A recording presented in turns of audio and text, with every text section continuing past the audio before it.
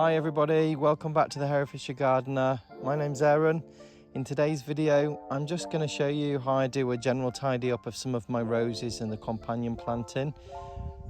It's the middle of July. We've had quite a lot of rain here actually throughout most of July, so I've not really been able to get out and do very much in this room, including enjoying it.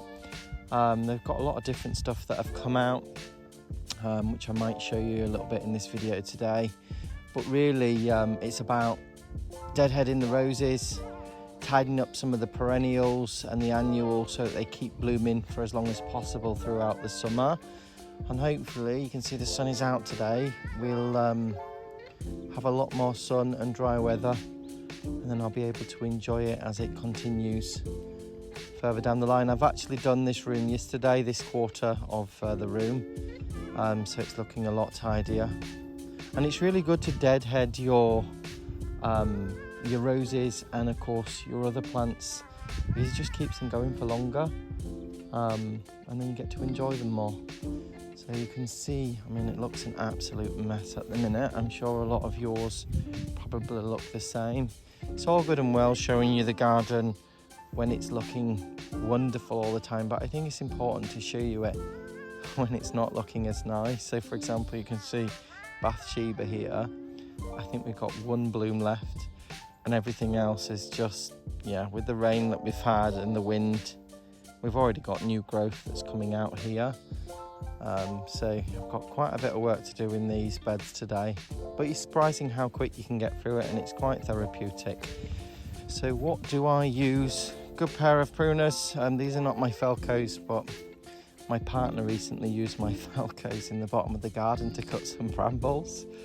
And if you know how much Felcos cost, you can imagine I weren't very happy. So as a peace offering, these were purchased. I mean, they're all right, they're sharp. So I'm just using these instead today because I know they're really sharp.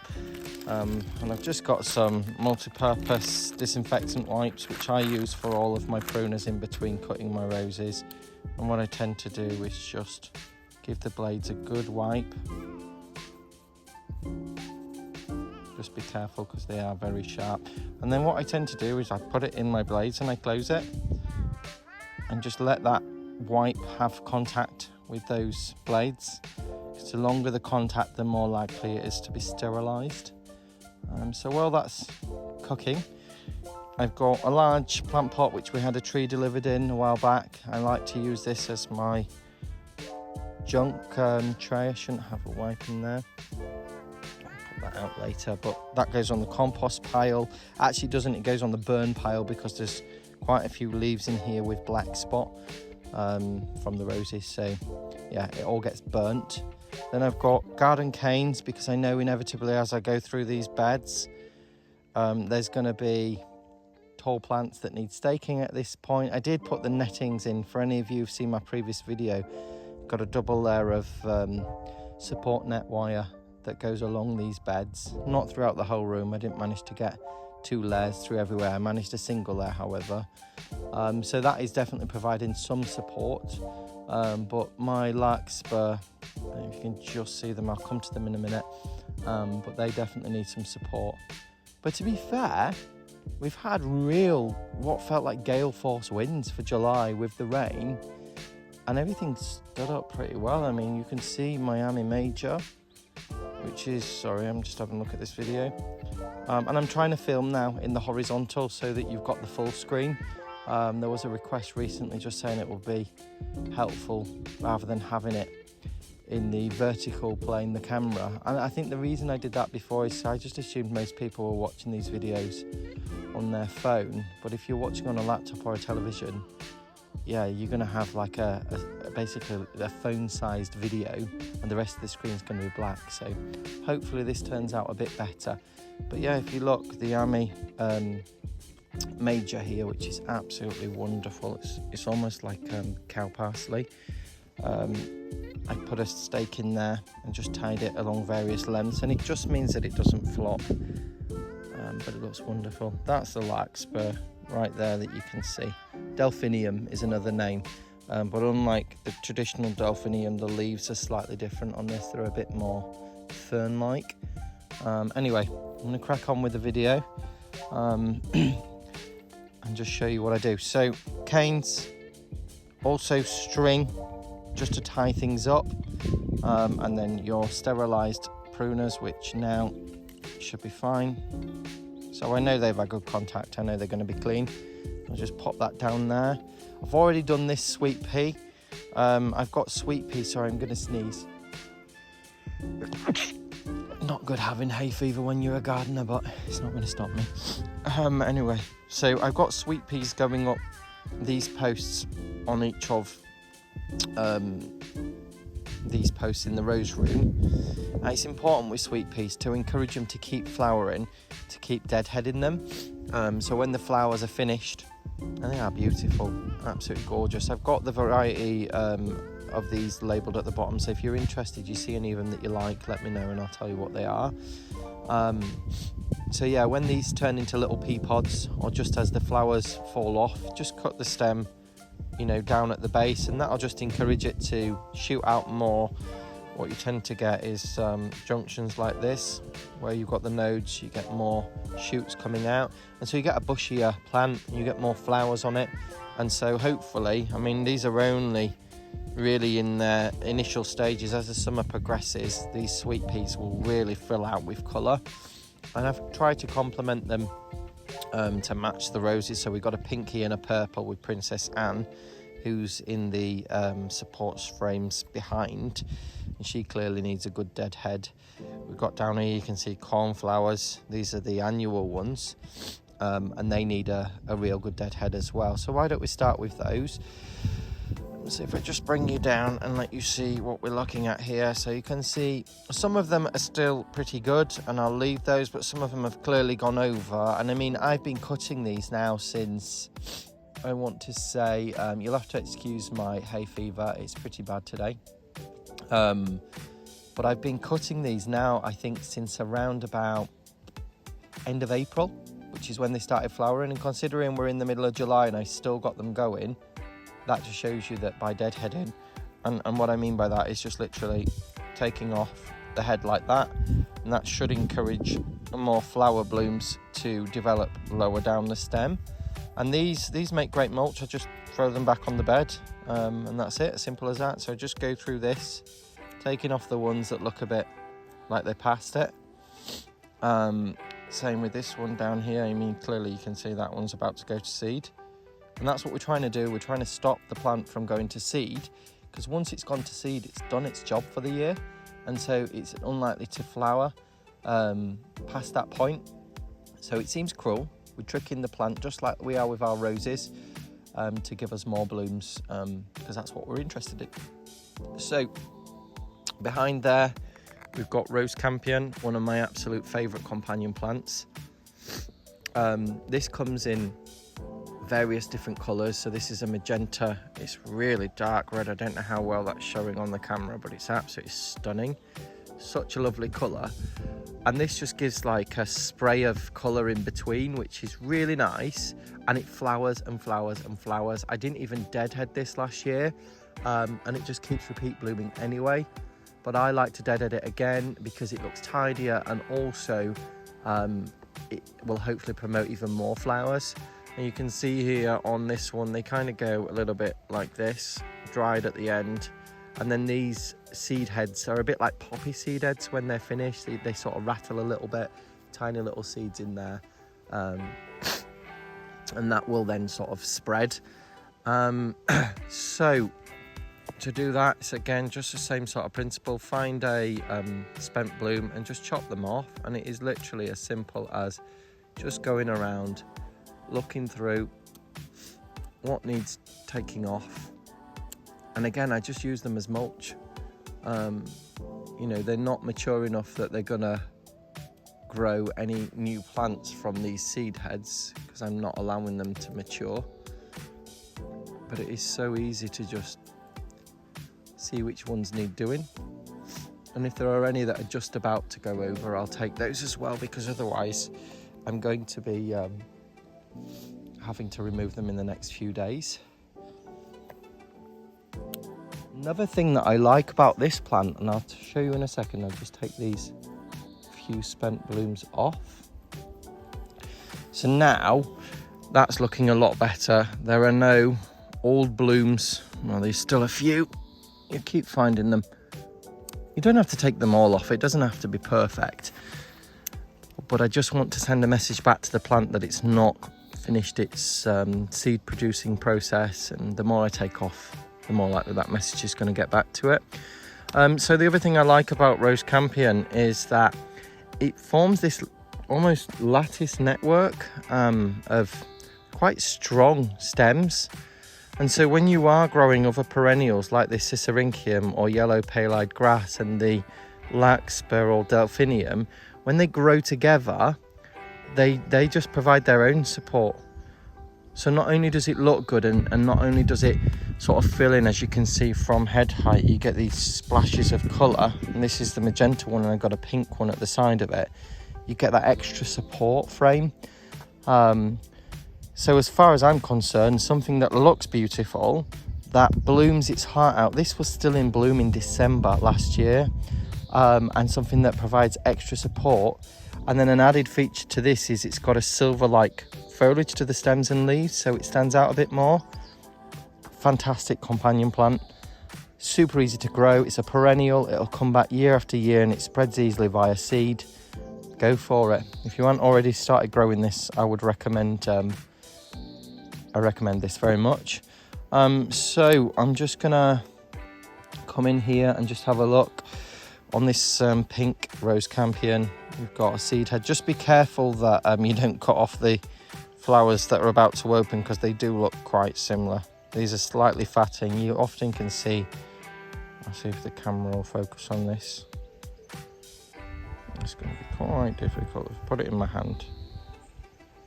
There you go. So it looks sort of dried like that, and just drop that on the bed. So I'll come back to that side. I generally tend to work my way from this post around the inside, and then I'll go around the outside and work my way back round and back down here. Obviously when I'm not filming, it's a lot quicker for me. But when I'm filming, I'm taking you guys through what I'm doing, so I'm talking about it at the same time. So this is Princess Anne. Wonderful rose. She's got one bloom left there, but you can see this bloom's just literally falling off. I'm just going to move that out of the way. And you can see I've tied this particular cane into the ring. This is another reason why I love these willow rings. Super easy to make. Bit time consuming, but easy to do, because I made over 100 for this room. But it just means that my rose is now growing through this in a sort of bush shape, and I've got something to tie canes that are coming outwards back to the central structure. And I found that it's just kept my roses so tidy this year. Nothing's flopping, nothing's snapping, even in all the rain and wind that I've just discussed. But you know, when it comes to tidying them up, as in deadheading, I will sort of make a decision on each stem. I know that this bloom has not got very long left to go because it's faded, and obviously the bloom at the back, I'll just pull this camera up a bit so you can see. The bloom up the back here is finished. So the first thing I'm going to do is I'm going to remove the old string support because it's no longer needed, and I'll tell you why in a second, as we're going to be removing this stem down to a lower level. So what I'll do, I'll just remove this bloom so you can see a bit more. So this is where all the old blooms were. It's tempting to just sort of cut it here and think, okay, I've deadheaded it because all the old blooms are gone.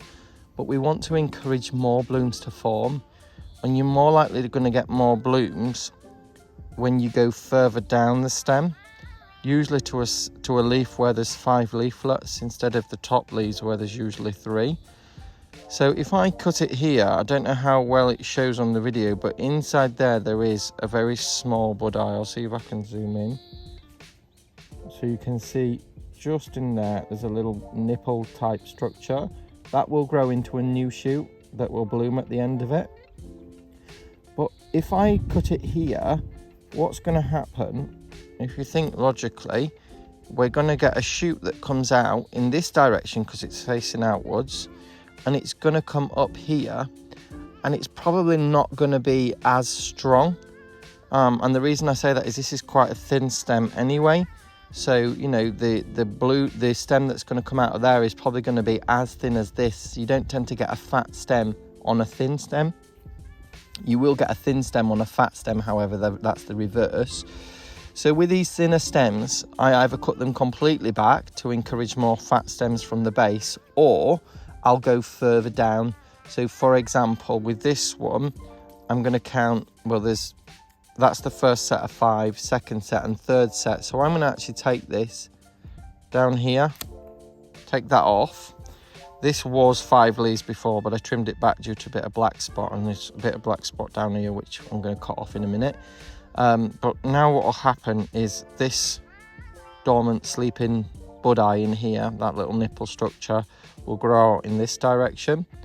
Oh, fly on my hand. And that can be easily trained then up this post and give us a bit of coverage and foliage here, which is good.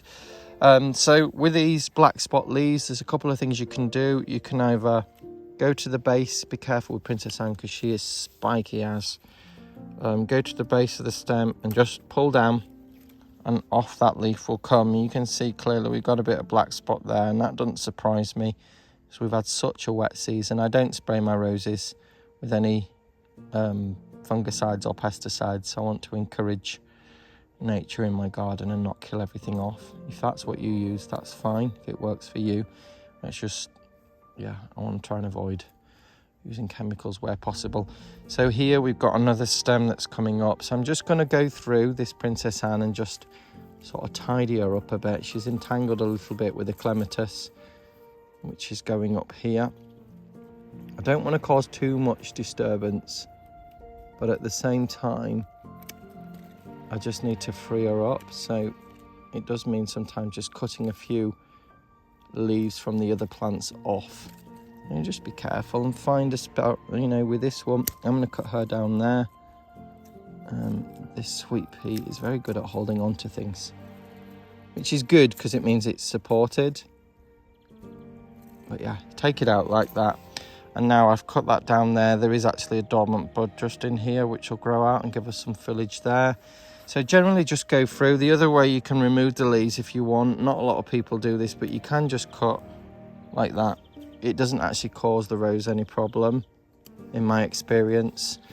So it's just a general tidying, just going through, really, and just sort of working out which ones you want to remove. And with this one, you can see we've got a bit of black spot there and some of those leaves. So I'm just removing them. And by taking them off, what we're actually doing is we're increasing the airflow in the center of that bush, so the air can move through and it can dry the leaves quicker after a rainstorm, and that just helps prevent black spot from getting a grip. So yeah, let's just speed this up a little bit then. So same principle, finding where we've got a spent bloom, taking it back into the center, a little bit lower down so we get stronger canes. We've got one here which is a bit scraggly, if I'm being honest. And there is a small bloom. Look at that, so cute. Tiny little thing there. So I think I'm gonna probably sacrifice this and take this whole thing back. I know that seems drastic, but it's not growing where I want it to be. It's coming way out. I want to try and keep things in. We've already got new growth down here, you can see. I'm just taking off, really, anything that looks diseased. And it's not that hard. Don't be too shy, you know. If you cut too much off, she will grow back. It's not an exact science. I do tend to think about where I want my new canes to grow. So, you know, if I cut, you see like here, I don't know if you can see, I did a cut there a while back. That's calloused over. And we've got, if you look really careful, we've got a new bud eye dot that was dormant that is now growing. And that's going to come up here. I'll just zoom out and show you. And it's going to come up and I can train it up and through the ring. So that's perfect. But if I'd have cut this one and that bud eye was facing inwards, then it would have grown into the middle of this shrub and that would have crowded it and probably caused more black spot. So, you know, I wouldn't want that, hence why I made the cut where I did. So you were almost guiding it, I guess. She's such a wonderful rose, Princess Anne. Really is beautiful. Very, very thorny though. I mean, look at the thorns on that. And it hurts, honestly. If she grabs you, she tears your skin, as do a lot of roses. So let's just take a look at this one, because this is a good example. So you can see here, we have a lovely strong thick cane coming up the middle. You can see that. And then we've got this tiny little bloom that's finished and gone over and looks pretty ugly. And then nothing else, because that's where I've cut it. I think that was the last bloom that was remaining. So I'm probably going to take this one down to this set of 5 leaves, simply because that's a lovely strong cane, and we should get growth from probably most of these junctions. So it's just simple, just cut it. People say cut away from the bud, so you've got a slope going in that direction. Sorry, I'm just trying to find where the camera is. Yeah, so you can see there, sloping down in that direction, and then that's away from the bud. Apparently that's meant to stop rain from collecting in the bud and rotting it. I don't think that's ever happened in my experience, but I just tend to make an angle cut anyway. It's just a habit. This cane here, just as an idea, you can see there were some old buds on there. They've been chopped off in a tidy up prune, but this is not the way to do it. Clearly there's no more blooms left on this, so I need to take this further back to encourage dormant buds in this stem to awaken. So I'm going to take this one back to, I'm taking it a bit further down. We'll probably go to there. So I've removed, oh, we're still on zoom. I've removed all of this, because that's not going to give us any blooms from the top. And we're now left with this stem, which has got bud eyes all the way down it, so that will fill out, which is great. When we come to this one at the top, there's still quite a few fresh blooms, but there are blooms that are going over, so I'm going to take these off. Some people might leave these, but I know that these are going to fall within the next few days, and as I'm putting my effort into tidying up now, I just want to get them off along with any of these spent blooms. It's important when you're deadheading though to have a look, is the whole entire stem which contains blooms finished? Because if it is, then you're going to be cutting back. I've got my larkspur that's deciding to grow into this. So yeah, on initial inspection this looked like one big cluster, but it's not. It's 2 stems, and I'll show you. So if you look here, we've got a stem at the back there, which is actually growing out of, this is growing out of this main stem. Yeah, actually we've got quite a bit on here. So these are growing from a lateral shoot off the stem up there, and all of this is coming from the stem, the same stem. So I've got to make a decision. If I want to tidy this up for now, what I can do, let's put this camera up a bit. I'm going to take this one off because I don't need that, and just so I can see what I'm doing, I'm just going to take that back so you can see here, all finished on that. I'm going to move that larkspur out of the way. Beautiful as it is. Just tuck that under, pop it up that way. So you can see we've got this stem here. If you trace it back, it goes down and it joins this fat stem. These blooms are pretty much finished as well, so I'm just going to take those off. This will encourage Princess Anne to start budding out elsewhere. As I said, it doesn't need to take you this long, as long as it's taking me. I'm talking to you guys because I'm talking you through what I'm doing. But that already looks a lot better. We've got some fresh blooms there. They'll probably last maybe the next 5 days or so. And then eventually what I shall do is when those are finished, I'll come back and I'll take that cane down further, so the whole of that will come off, and then we'll get, hopefully, new shoots from below. You can see here this one's clearly finished. Okay, so I'm just clear up, see what we're dealing with. And I think, to be honest, if I cut here, this should hopefully send me a bloom in this direction, which is great. That's what I want. All right, we've got a few stems here. We've got quite a lot of blooms that are still out on this one. So just doing a bit of a tidy. This is the difference. So here we've done a tidy prune because the whole stem's not ready to be cut back yet, because we've got some fresh blooms that are still connected to it. So it's worth preserving. Here, similar thing. We've got a tidy prune because we've still got some viable fresh blooms. Here, however, all the blooms had finished, and so we cut back and we did a total prune ready for new growth and new blooms. So it's up to you how you do it, but that's how I tend to do it, and it works well for me. So just getting rid of anything really that looks like it's coming to the end. And it does seem brutal at times because you feel like, oh my God, there's suddenly no colour on my rose, or not very much. But it's not a problem because she's going to rebloom. So if I look at this one, we've got maybe one bloom on there at the top. This one that is still viable. So do you know what? I'm going to keep that. I'll do a tidy prune on this. We'll get rid of this one here because it's nearly spent. So that's reduced that entire section down to 2 blooms, which, as you can see, they're all coming from that main strong stem. So when they're finished, I'll go further down and I'll take that back. But that's pretty much tidied up Princess Anne. You know, she's looking a little bit barer, but you'll see she'll soon fill out in the update videos, and she'll be covered again, absolutely loaded with blooms. Which reminds me, they all need a refeed. So I give them a pellet rose feed at this point. Ideally, maybe even at the start of July, as they were starting to go over, I should have done that.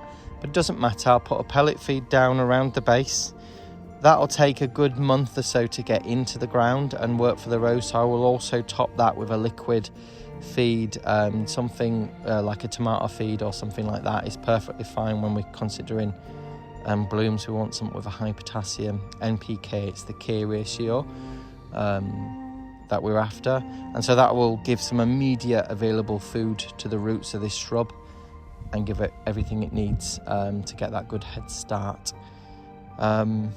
Yes, so that's that. I've just spotted another leaf down here that's got a bit of black spot, and I know it may seem a little bit obsessive, but I truly believe that prevention is better than the cure. And just coming out periodically and just having a look, is there anything that looks like it needs removing? And if the answer is yes, just take it off. It's not going to miss a few leaves. And actually what you're doing is you're removing that congested centre, which is part of the reason the black spot's there in the first place. You'll often find black spot and rust, which is that orange, horrible, yucky stuff that you get on the leaves. It tends to start at the bottom and work its way up. So if you clear the bottom of the plant of leaves in general, it almost hasn't got a ladder to get up. It gets a little bit difficult though the further down the leaves are to remove, because obviously you risk getting bitten. Anyway, that's Princess Anne, and gives you a general idea of what we've done there. Look at the size of those Brunera Jack Frost leaves. They're absolutely huge. And these have like the large forget-me-not style flowers. And I've put this in because the sun comes up over this way and right over there. So these are getting shade from the post, the sweet pea and the rose, so they're loving it. Any leaves that look like they're past it, like this one's kind of a bit funky, I'll just cut that off. It's not going to hurt. These will spread over time, so I'll have to divide these in due course. So moving around, I had another comment on these videos that perhaps they were a little bit too long, which, you know, I kind of agree. It certainly makes it more difficult when I'm editing the videos in terms of putting a backing track on or uploading them onto YouTube. They often take longer, but I like long YouTube videos personally, particularly if they're going through things, showing me things or showing you techniques like this. Because it's just nice to just sit there with a cup of coffee and just have a walk through somebody else's garden and just see what they're doing, see what works for them, maybe get some ideas, some tips and tricks. So I know it's not for everybody, but you know, for all those that do enjoy the longer videos, this is what this is for. I will do some shorter videos, definitely. I've got a rose review section coming up. I think I did one review on Queen of Sweden, so I'm going to be doing similar reviews for each of these roses in this room, so they'll be much shorter. Yeah, but for anybody interested in the long videos, I'll still do some of these from time to time, like today. I can't remember the name of this weed. We do get a few of them popping up, so I just knock them back. It's got a pretty little yellow flower, don't get me wrong, but it's too yellow for these beds. If it were a soft yellow, I'd probably leave it, but you know, that's coming out. We've got chives here that are still coming. This is the second flush of flowers on these. Beautiful they are. So where are we? We're back to companion planting. We've got our yarrow or achillea that's coming up, and there's a few of those in flower. Cosmos, you can see them coming up through now in the middle. Very important to just deadhead these, and again, just let the old blooms just kind of look like this. Yucky. Just throw them on the floor. And what that'll do is it'll just keep, I think this is the seashells variety. You can see it just there. This one's just opening. There'll be a few more that are open. I'll show you those. But just keep them deadheaded and they'll keep on going and they'll get taller. Another one that I like to deadhead is this one, which is the annual cornflower. I grew these from seed. Absolutely gorgeous blue it is. Beautiful, just swaying away in the wind. So yeah, these are important to just keep tidy, and they should hopefully just keep on going and going and going. So yeah, I'm just gonna get these done. And these, you can throw them on, but they're quite large, so I tend to put those on the burn pile. And when you're deadheading your rose campion, just take the heads off, leave the stems, because they're, like I said earlier, they'll give you this support structure, and that'll just continue to divide, and so you get a lovely lattice work that supports everything. So all I'm doing here, just going through, nipping off anything that my eyes can find, and I do miss a lot of things, but as I said, it's not about perfection, it's just about tidying. So rose campion. If you look, we've got, let me see if we've got any in flower. Yes, we have. If you look just in the middle there, you can see that's a hardy geranium. Just there. This is the campion, rose campion, and that's the hardy geranium in the back, and they also act as a filler. But this particular geranium here has flowered a lot. And the reason I know that is because this is what their spent blooms look like. You know, it's hard to get this camera to focus. So yeah, this is what the seeds are starting to develop. They get a lot longer and fatter. The idea is just to cut these off as well.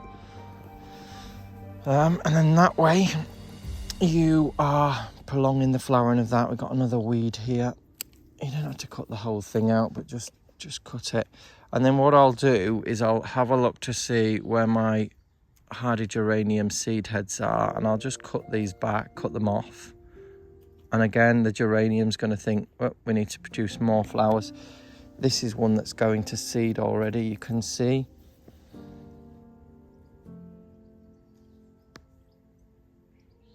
Drying up, just get those cut off, chop them all.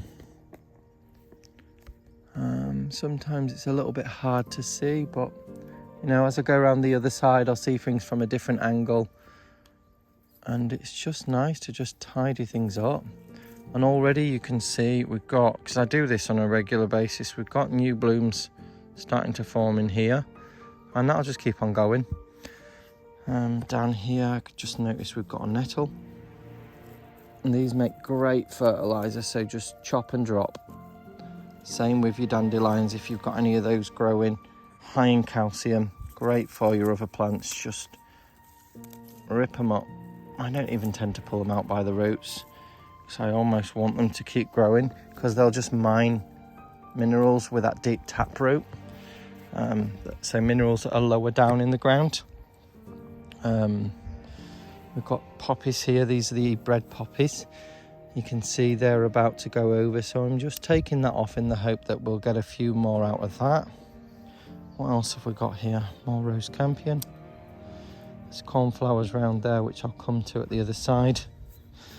This one here is the allium ping pong. That's a white allium which is going to open. Look at how beautiful this Ami major is. So pretty, honestly it is. And it seems to attract these bugs. I don't know what they're called.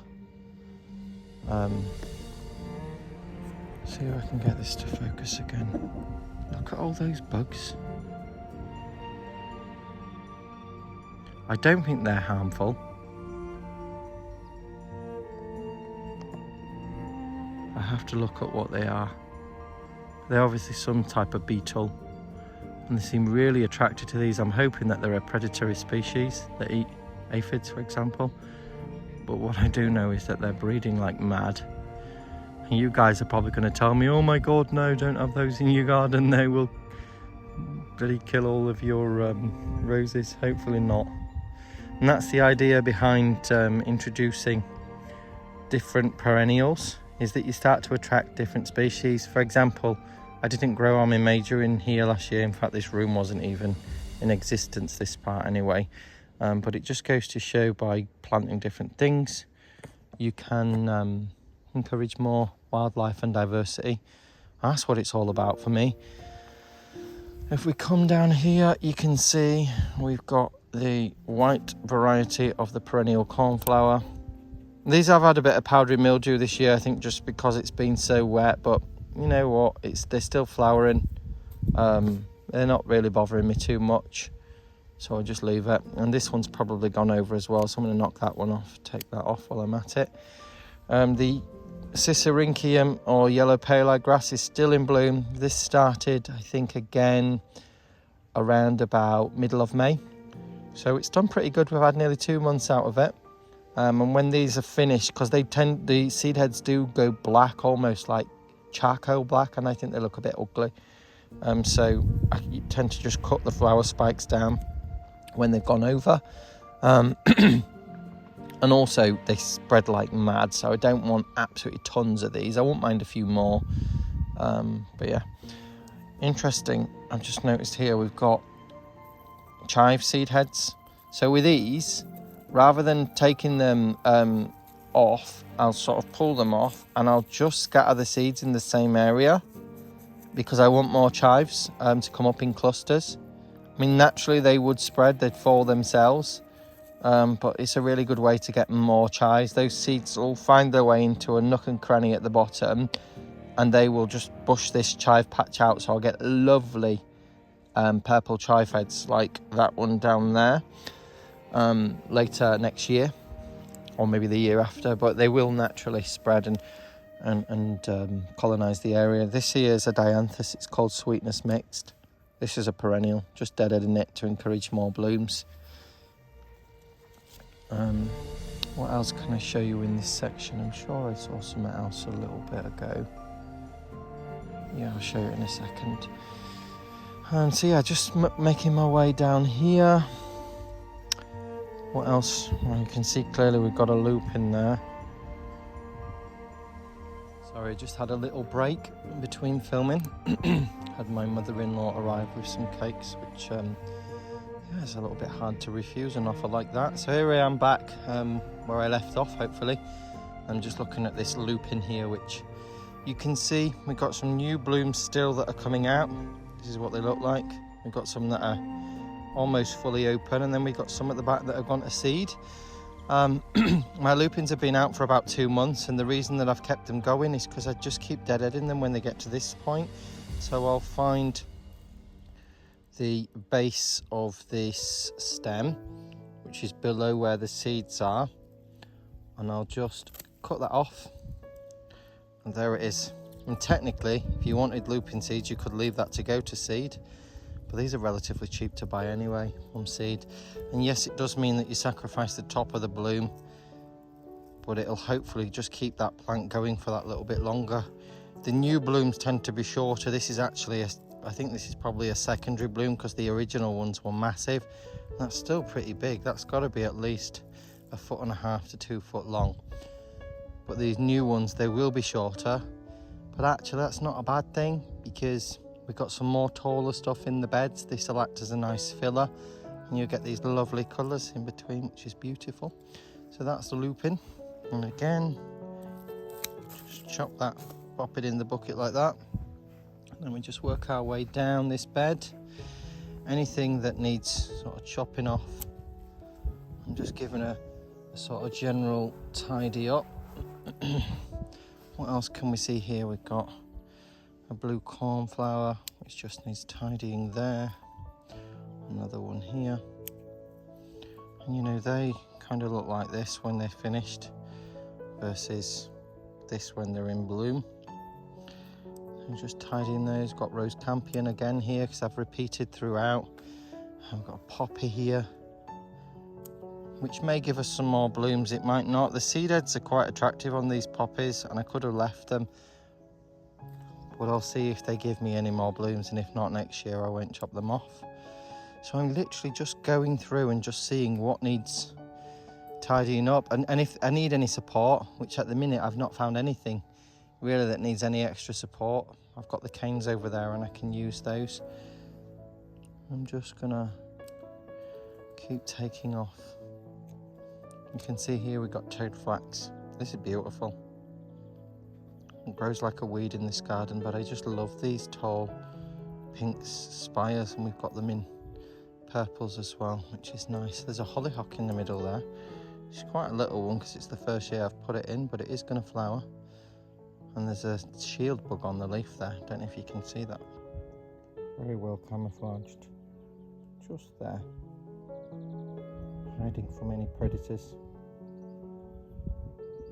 Cool. Anyway, back to what we were doing. Look at this cornflower. So this is an annual.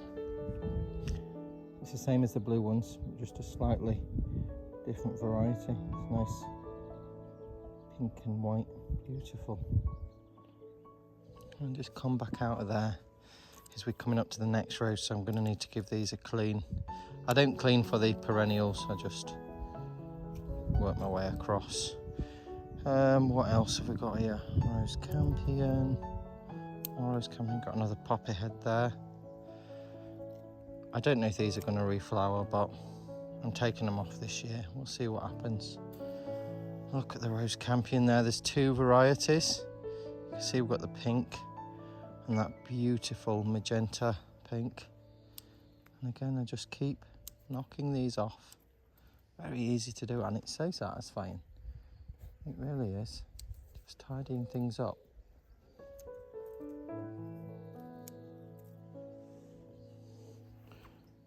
I'll go around the other side in a minute, and they're growing into my rose arches. So when this rose here is Astacia Vi. Smells beautiful. We've got some second flush coming already. Lots of new growth. You can see all that light green. I've already pruned this previously. There were only a few blooms from the first flush left, and it's those that I'll be tidying up when I come to this in a moment. But as you can see, we've got the rose campion just growing through this rose support structure, which is nice because when the roses come up, like I just said, you'll get a blend of the two, which is nice. As I said earlier, you see this one here, it's looks a bit old. I'll just take that one off and that one. Not taking too much off, you can get a little bit too trigger happy with the pruners. You can see they've got one in there that just needs taking. We've got a geranium in there as well, a slightly different one. That's a hardy geranium, which if I zoom in, you can see beautiful pink colour, which contrasts well with everything else that's going on in the border. But there are consequently heads that have gone to seed, so I'm just going to find those. They won't show very well on the camera, but trust me, they're here. And just very carefully remove those. Easier said than done with just one hand, but I'm just trying to capture what I'm doing. See, the more you look, the more you see that needs deadheading. Another poppy down there that just needs top taking off. Oh, this is what I was going to show you earlier. I was looking for this. So this collection here is called Muscari, or it's the grape hyacinth. So it's those little, they come in many different colours. I can't remember which variety this was, and it'd be difficult to tell from the seed, but there are little black seeds in there. So to tidy things up at this stage, again, a bit like the chives, I'm just dispersing the seeds around the mother plant in the hope that next spring or the following springs I'll have more that will crop up. You've got to think, when these are out, none of this bed has got any of this greenery, and it's all quite flat and just the mulch. This is a free way to spread my plants. Now they will naturally, most of these seeds will have dropped on the floor anyway, so they will spread themselves, but I'm just giving them a little bit of a helping along. And actually I'm taking some of these seed heads and just maybe sprinkle them a bit further at the back or a bit further to the left or to the right, in the hope that we'll get more of a spread. And then it's easy just to come in, take some of these stems off, use them as mulch, and that just tidies it up. Same with this Brunera here. This is just a standard variety. It's not got the variegated leaves, but now the flower spikes are over, again it's just nice to come along and just give them a little bit of a light tidy. They pretty much snap off in your hand.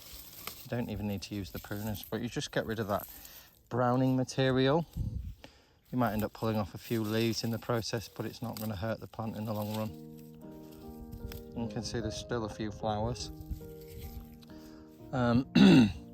So that is that. We've got a few geraniums there, seed heads, easy to see. And I know it probably seems to a lot of you like I'm going to great lengths to tidy these beds up, but you know, that's the secret to keeping them flowering and looking great all season. And to me, it doesn't seem like a great deal. I enjoy doing it. So I got here, I don't know if you can see the verbena. I'm just leaning back so you get it in the camera, but this is the verbena bonariensis, which earlier this week I did actually knock these back. I don't know if you can see there, square stem that's been chopped, because they were probably about 6.5 foot tall, and they look lovely, but they just looked a little bit too tall for these beds. Like, I don't really want anything sort of past my head height, because I want to be able to see it. So by taking these back in their main leader stem, it will encourage more branching down below, and it'll also allow these side shoots to develop more. So hopefully it'll bush out, so we'll get more of this type of look, which I think is gorgeous throughout the bed, which will look beautiful. Anyway, where are we? So I think I just noticed another rose campion there, and I leave my allium heads. I think they look wonderful even when they dried. Just a nice bit of architecture in the bed. Another cornflower there, look, you can see, just needs tidying. And just nip that off and drop it in the bed somewhere. Try and make sure that it lands on the ground. Just noticed something else as well down here. These are just little tips and tricks that I use. So you can see we've got a seed head there. That's actually the seed head of something called Aquilegia, or Granny's bonnet, it's sometimes known as. And this did grow earlier, so this was a late spring flower. You can see all those seeds in there, those little black things. So if I just tap that into my hand, you see them all coming out. There's absolutely loads. This is just one seed head, and they do spread. Now a lot of people might say, oh, don't throw those all over because they'll be everywhere, but I want them to be in these beds. So the idea is just to dot them around, really, you know, and then as the years progress, you'll get more and more of these Aquilegias popping up in the spring, and they'll just fill in more and give us more of a display. So these beds will hopefully just get better year on year. This is the first year, don't forget. These beds weren't here last year. So I'm putting in an insurance policy for the future years, really, more than anything. That toadflax that I showed you earlier, a bit like the not foxglove, the lupins. This is all seed here, and then we get the last bit of the head. So technically, I could knock that off, just get rid of that, and that'll hopefully encourage more blooms from further down. That's those hollyhock flower heads, look, just there. Nice cluster. Can't remember what colour these are, but we'll find out in due course. Okay, so that's really it. I mean, I'll give these pruners a clean. I'm not going to go through the whole bed. I think that would be a stupidly long video. But you get the idea. The companion planting is pretty much the same throughout the bed. The roses, same principle as I did with Princess Anne. I just need to give them a general tidy, get some stakes, some canes in, just for a bit of added support, and make sure I clean my pruners between each row. So I'll clean them in a minute, like I did with the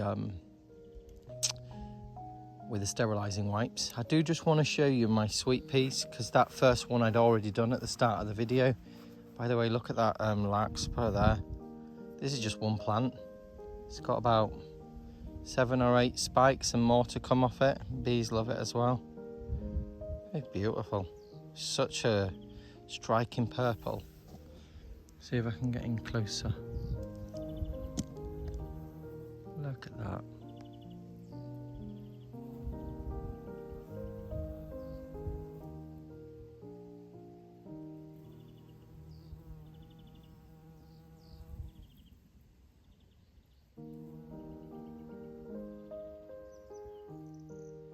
That's just so pretty. Anyway, let's focus that bed back. So Princess Anne we done earlier, we come round. Look at this little beauty down here as well. This is called Nemophila 5-spot. I grew this from seed this year. I bought it because it reminded me of a hardy geranium, the flower. Although the growth habit is a bit more of a trailing plant. So it weaves its way, and you can see it's gone over there, and it just gives this lovely carpet of these absolutely beautiful white 5-petal flowers with these characteristic purple spots. I just think it looks lovely, and I keep cutting this back when they go over, and it just keeps coming back up again because I'm cutting the seed heads off, so it's encouraging it to flower more. So that's really wonderful. So I'll come round this section in a minute, and I shall tidy that up, because there's a lot of plants that need tidying on this side as well. This is that Dianthus Sweetness Mixed. This plant smells so wonderful. If you've ever been into the garden centre and seen these lined up on the shelves, you'll know straight away that they're there, because the smell is just wonderful. Got another chive coming out there. These have gone through a second flush. They started early in spring, and then we've got this second flush now. Got another larkspur there, but a purple one. I'm just showing you a few extra bits. Got this gorgeous poppy, which is nearly gone over. So pretty.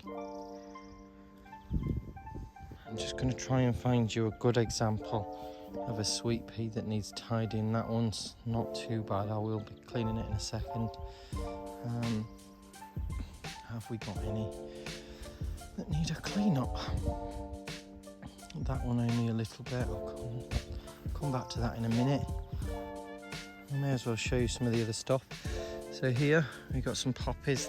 These are the bread poppies.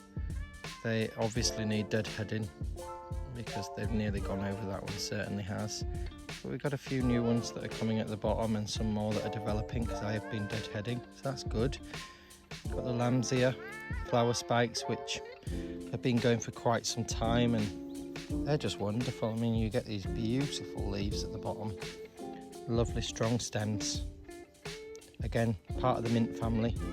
It's got square stems, furry stems, and then these lovely little pink flowers that form against this silvery hairy foliage. And then this beautiful thing behind, this is Achillea or yarrow. And this one I believe is called Colorado Mix. So it's soft pastel colours, which is exactly what I wanted for these beds. And they're really coming into their own now. So a bit of a late sort of summer blooming plant, but they should go on throughout the whole of the summer. And these heads will get bigger, like little cauliflower florets. And there's a nice cluster there. There's some down there you can see over there. They're sort of forming more heads. We've got a massive one just right there, and just look at that, how pretty is that? And the insects again, they love it. Just spotted we've got a cosmos down there, so that will hopefully get a lot bigger and get more of those around. Here we are, found a sweet pea that needs some stuff removing. If you look really carefully, this is a beautiful one. This is paired with James L. Austin. They've got a lovely sort of purple colour, and if you could smell what I could smell now, they smell wonderful, honestly, really strong. So this bloom's fading back. This one's just open, so I might leave that one on for now. These ones are still sort of opening. But then if you come a bit further down, you can see right here, for example, I'll see the camera can focus. Get a close look. You can see they've faded, and actually we've got a little pea pod developing there. Look, see, flower fell off. And that will develop into a larger pea pod, a bit like what's on the lupins, and in actual fact, I've missed one, and you can see that's gone a little bit more to seed. So we just literally go back, follow this stem down, go back to the base, knock it off, zoom back out, and then I'll just trim that, let it fall on the ground. That's just mulch for the bed. Same with this one. It's got 2 seed pods on it actually. Just go back, knock it off, and then just chop it up. Look like little sugar snap peas. I don't think they're edible. Oh, spotted another one right there. You ideally want to get to them before they get to this point, because the plant's already starting to produce seed, and as I understand it, will be sending chemical signals back through to the mother, the main part of the plant, to say, okay, we've done our job, we don't need to produce any more flowers. So the sooner you get to it, the more likely you are that those messages are going to be interrupted, and pretty early on. And what I'll do with my sweet peas at this point is I'll just make sure I put string supports on 3 faces of these posts. They're only loose, but it's just something for it to grab hold of and work its way up. So I'll just make sure that it's, you know, pretty secure in. If the sweet pea, for example, is growing into my rows and I don't really want it that far in, I pull it back out, twine it around the string and just get it going up. On these taller posts, I'm leaving these sweet peas to go up, to keep reaching high. I will occasionally nip some of the shoots out just to get it to bush out a bit more, but I want it to get a bit more height on it before I do that. Whereas the shorter posts around the sides, when it's getting to the top, I'm just nipping it off and then getting it to bush out further down to give me more of a full sort of effect. Got another one of those yarrows right there, Achillea, it's about to bloom. I just love it. There's so much going on, and there has been throughout the whole, well, from February all the way through. We've had alliums, we've had irises. The idea with these beds is just to keep the interest going. You can see here, look, I've got these dotted throughout. These are the muscari that we spread the seed earlier. And you just literally just spread it. And just doing that, you know, you're going to encourage more and more to grow. That's the woodpecker I can hear in the background. Beautiful bird, that one. Green colour, looks almost prehistoric. And anyway, I've got a few bits to tidy up around here. I'm just wondering if there's anything else to show you. There are actually snapdragons in here as well, which are going to be coming out in due course. this cosmos. So that's really put on some growth. We've got lots of blooming heads there. We've got one in here that I can just pull off with my hand. Just get rid of that. Put it on the bed. Another one there. This is a nice variety actually. Look at that. That's the seashells one that I tried to show you earlier. See if I can get zoomed in on that. Look how pretty that is. And that's how the petals remain. They've got that lovely pink on one side of them, and then they've got a darker pink inside. Look like little tubes. So pretty. And again, cosmos, in terms of bang for your buck, in terms of number of flowers per square inch, this gives you a lot of flowers for what it is, as long as you keep deadheading. There is actually a larkspur by the looks of it at the side of it. They look very similar, the foliage, larkspur and cosmos, almost fern-like. Down in there, we've got a seedling of something called pulmonium. You see that ladder-like leaf? Also known as Jacob's ladder. I have these dotted throughout the rose room, but I didn't put that in there. That's just a chance seedling. They're wonderful plants. And I'll be leaving that there because it'll provide extra spring interest next year. Moving on, got a different sweet pea. This is paired with septidile. Oh my god, that rose, look at that rose. I'm going to have to go around and show you that. Isn't that just magical? And this rose smells incredible. Got another larkspur right here at the side of me. I might stake that one because it doesn't look to have much support around it. Need to tidy the loopings up here. But yeah, so I got this sweet pea.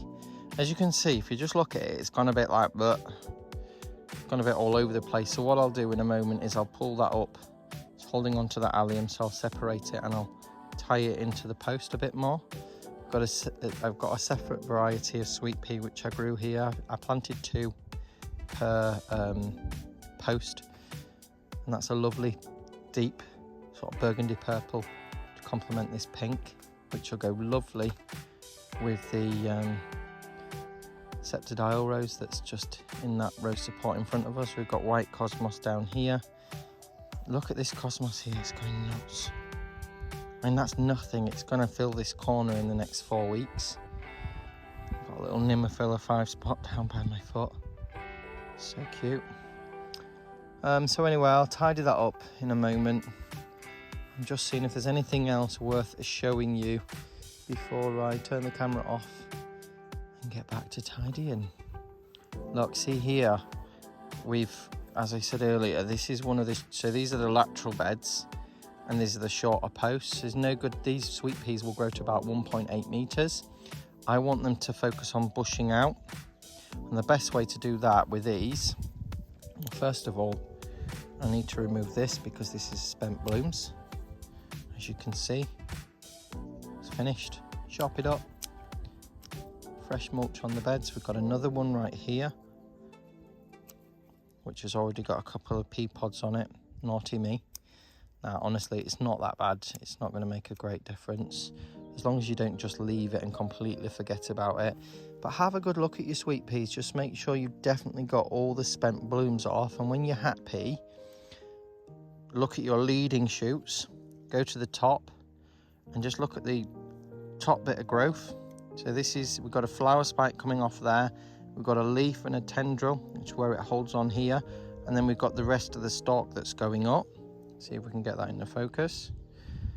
This is where most of the growth is occurring in the plant, and there are hormones up here that inhibit growth from further down. So if we remove this, snip it off, again, put this on the ground as mulch, just throw it down through there. What will happen now is we've removed the growing tip from this particular stem, so we will get bushing out here, here, down here, all the way down essentially. I'm quite happy that that's about the maximum height that I want it, so I'll tie that in a moment. Just make sure that it's more secure. But that's what I mean about these lateral posts and just keeping the sweet peas low down and bushy.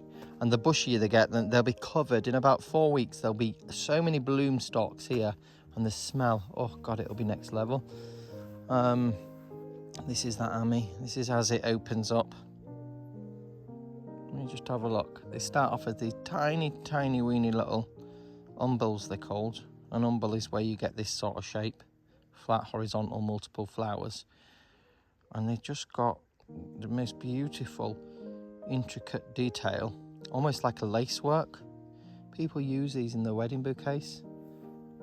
I have a friend who used them for her wedding. I mean, look at them when they're fully open. So it reminds me of like cow parsley, elderflower. It's just got that such a light and airy look, and the structure underneath, when you look at it, it's so light. All those multiple spikes. I just think it's beautiful. That's Silas Mana. Look how ugly with those blooms that need cutting off. So I will sort that out in a moment. I've just spotted some more Aquilegia. So when I'm going through all of this, I'll be spreading seed as I go along, from the Aquilegias, from the grape hyacinths, anything like the chives. Again, just to improve the display next year. I know I'm deadheading things like Cosmos and various other annuals, but what I will do, sorry, I'm going to sneeze again. Bless me. What I will do towards the tail end of the growing season is I will let some of these go to seed, and I'll let the seed fall on the beds naturally, in the hope that I might get some repeat annuals next year without doing very much. That's the plan anyway. Got more sweet peas here. And this is actually Dame Judi Dench. She's got quite a bit of black spot, I've just noticed down there, so I need to tidy that. But she sent a stalk. Can you see that? So right from the base all the way up through that ring, poking out of the top ring and coming up and marrying with this sweet pea. And she's got secondary buds coming already. So this is the second flush. She's got a lot. I mean, look at that one at the back. She sent up this new stem all the way from the base, all the way up past the third ring, and we're up here. I mean, goodness me. I didn't think that she'd get this tall this year. She's only been in the ground a year, and this is probably up to my breastbone level, and I'm nearly 6 foot. So, you know, she's easily 4.5, pushing on 5 foot. But with all the rain that we've had, this is a clematis, so that's not black spot. It's just got a little bit of an issue with its leaves. But this is black spot on her leaves, and it's just because we've had so much rain. I'm just going to have to remove it, the leaves that are affected, and that's all you can do really, and hope that you just get on top of things. But yeah, look at all that. That is like beautiful. And we've got new growth coming up here, new growth coming up the front. So that's exciting. If you look there, you can see I've got some of my annual cornflowers. This is a different variety again. But you can see how it's still supported by the netting. If that netting wasn't there, that might have been on the floor. And you can see it's probably been like that a few days. And the reason that I know that is if you get down and have a look, can you see that the shoots have already started to bend up towards the light? Like this. It's one of the reasons why really you should be keeping an eye on things on a several times a week basis, because when I stand that back up now, the blooms are going to be facing horizontal. They will turn back, but what will happen is they'll have like a zigzag appearance, because once that's been set, that shape, it won't go back. It's the new growth that will turn again. But it's not horrendous. I mean, when I stand that up, it's not going to look so bad. I think I've caught it just about in time. But your Cosmos, a lot of your annuals will behave in this way. And it's phototrophism, it's called. It's where the plant grows towards the light. Yeah, so try and get there before this happens if you can. Particularly if you've had wind or rain and your stems have been flattened for whatever reason, just for the pure weight of things. Get them stood back up and supported as soon as. So I think, you know, that probably summarises really what I'm doing today. And I'm just going to go through these beds and give them a good tidy and finish this quarter of the room. I've got my niece and her partner coming this weekend, so I'm excited about that. We get out in the garden and just enjoy, hopefully a bit of sunshine if we have any. As I said, I've been documenting videos and photos of these roses as they've been blooming, and I've got to put those videos together. Oh, got a bee near me. Of the reviews, so that it helps people understand how they grow, what their disease resistance is, what they smell like, what they look like, etc., etc. Quite nice videos to watch. And then of course I've got this side to do. You can see these central beds. These are the oldest ones. These were already here. And we've got Bathsheba, Claire, Bathsheba and Claire, and repeated down that side as well. So they need a tidy up. These are starting to fill out now, these side lateral beds. So I just need to go through really and give everything a real good tidy. And then I need to mow the grass as well. I've got a lot of clover in this grass, which the rabbits love. And as long as I leave the clover, they leave my plants alone because it's one of their favourites. And a lot of buttercups as well that are in the lawn. And this, I think this is called Mother of the Earth. This lovely purple flower, and it is very pretty. It almost reminds me of French lavender, just the way it looks. It's got that sort of fascinator appearance to it. Not quite as extravagant as French lavender, but still beautiful. And to think that that's growing wild in my lawn, and if you look, there are patches of it everywhere. And look over there as well. And when I go over with the mower, it does disturb some of these, but they come back. They come back, as does the clover, as does the buttercups. I just think it's so wonderful to have that biodiversity in your lawn as well. You see the bees going past and taking advantage of it. And it's just nicer than just having an immaculate lawn, in my opinion. You know, the appearance of an immaculate lawn is lovely, but it's just grass and it's not even gone to seed, so it's not really doing much for nature. Whereas this is a combination of grass and the wild flora. I just think it looks beautiful. So that's it. That's what I'm doing today.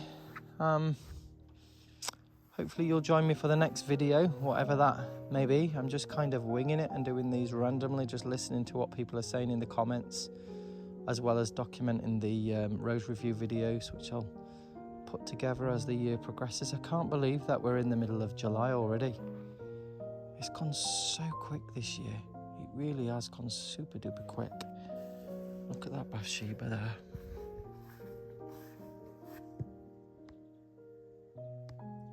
Get this to focus.